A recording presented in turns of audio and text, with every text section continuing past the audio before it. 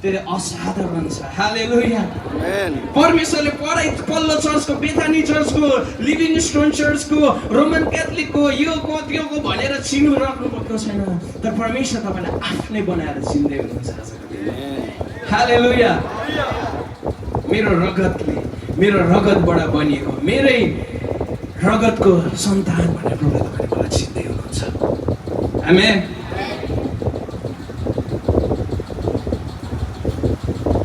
हामी अर्कोपट्टि जाउँ है, अर्को स्लाइडमा।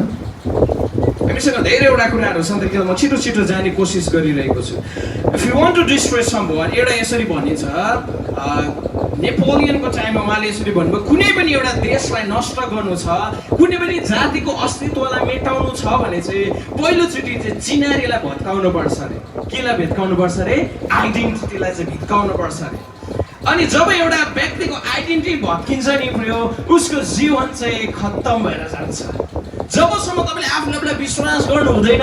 अहिले धेरै मोटिभेसनल स्पिकर्सहरूले मोटिभेसन दिन्छ नि, त्यो चाहिँ हामी धेरै वर्ष अगाडि, 200 वर्षभन्दा अगाडि संसारको सुरु हुँदा नै प्रभुले लेखिदिनु भएको कुराहरू हो।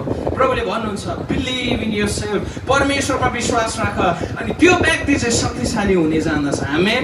अनि यहाँनिर चाहिँ त्यो व्यक्तिले यसरी भन्छ, चिनारी चाहिँ जसले कुनै पनि एउटा समूहलाई भित्काउनु हो भनेदेखि, कुनै पनि एउटा जातिलाई चाहिँ नष्ट गर्नु हो भनेदेखि चाहिँ पहिलोचोटि चाहिँ उसको कल्चरमा, उसको चिनारीमा चाहिँ उसले एट्याक गर्छ।